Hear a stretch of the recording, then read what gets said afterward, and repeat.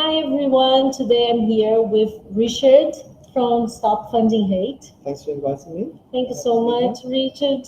And Richard has been working hard to raise awareness on how some media outlets have been fueling hate. So can you explain to us, Richard, how is that? Have you decided to work with this kind of challenging thing? Well, I suppose the first thing to say is that I'm one of a large team and a huge community of Stop Funding Hate supporters who've been working on this issue since 2016. The starting point for us was the huge surge in hate crime that we saw here in the UK in the summer of 2016, and obviously that was happening in the context of the referendum, but at the same time it was about a whole lot more than that. It was about a climate of xenophobia that had been fueled over a period of years. And the concern that we had and that many other people had was that that was very much being fueled by the front pages of some of our biggest newspapers. So we came up with the idea of focusing on advertising, because all of us will be a customer of one of the big companies that's advertising in one of these newspapers, whether it's your phone company or your supermarket. And that also means that each of us has a voice and something each of us can do as an individual that doesn't rely on anybody else. And you can vote with your feet, you can vote with your wallet, you can speak out as a consumer, you can tell the company you shop with, I just don't want my phone bill to be helping to pay for this. And it was a very simple idea.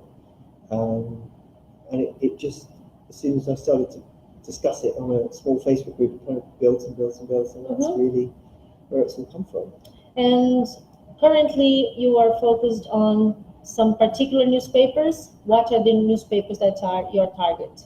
So the starting point for us was the 3 UK newspapers who have had coverage that's been so extreme that they've been called out by the United Nations over their coverage. And that is the Sun, the Daily Mail and the Express. Early on in the campaign, following a bit of pressure from some Stop Funding Hate supporters, Lego decided to end their relationship with the Daily Mail, and they said that very publicly. And that became a big news story. And then that kind of built up more momentum behind the campaign, and since then we had the Body Shop pulled out last year from the Daily Mail again, a retailer called Joy, a company called Urban Cycles, and then towards the end of last year we had a company called Paper Chase, the big stationery retailer, pulled out of the Daily Mail.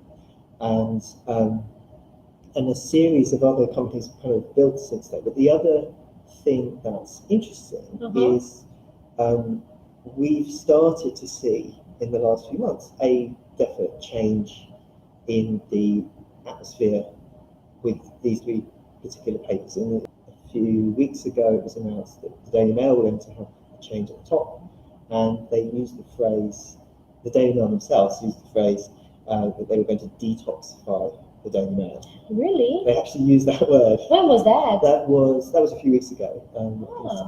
But it was an interview that they gave to the Guardian, but they used this phrase detox for the Daily Mail. So it feels like there's a shift in the thinking of. They're starting they're starting becoming aware on the damage that they have caused. Well, I think they, for whatever reason, they've decided that they're going to shift to some extent. The question is how much, how sustainable. Nobody's expecting that there's going to be, a total transformation, but the issue for us is if we can at least agree that there's a red line. And for example, one particular case was when the Sun ran a column in 2015 likening African migrants to cockroaches. The Sun has now recognised that that was inappropriate, and that was an issue that many people felt very strongly about. There are some basic, if we can agree, some sort of basic lines of decency, and at least see a change in the media to avoid that kind of dehumanisation or demonisation of minority groups. That would be a significant result. It's a huge, complicated area. It's something that we are conscious of in the work that we do, but at the same time, it's much bigger than the sort of area that we're focusing on. But I think one thing that's really striking is the proliferation of new outlets often driven by social media, and the fact that it's so easy, for better or worse, to set up your own website, and it's quite easy to look like it's a real website with technology nowadays, means that it's possible to create these kind of bubbles where people who have a certain set of values can have those values reinforced, validated, confirmed with information that they find online, which may be, in some cases, completely fabricated, but it confirms a belief. And that can make people more and more entrenched in what they already believe, which can lead to a polarization. It can go both ways. It's not a left or right wing thing. You can, whatever your politics are, whatever your beliefs are, you can find confirmation very easily on the internet, and that makes, I think, a lot of people are concerned that that's making everybody in some ways more and more entrenched in their beliefs and creating more and more division. It was that there was a huge amount of inflammatory, divisive, demonizing rhetoric in the public discourse at the time, and a lot of that was coming from the newspapers. And the problem that we're focused on is that hate crime experts have said very clearly that that kind of language that was coming from the media, those kinds of stories, fuel the big surge in hate crime that we saw on the streets. What do you think people who are watching us, for example, can do on social media? All of us is a customer of a company that advertises. If we have any kind of normal life at all, so that gives all of us a voice. So the first thing is, if you want to support Stop Funding Hate, do encourage your phone company, your supermarket to reconsider their relationship with the Daily Mail in particular, which is the one that we're really focusing on at the moment. More broadly, an amazing bit of good news that came through earlier this year.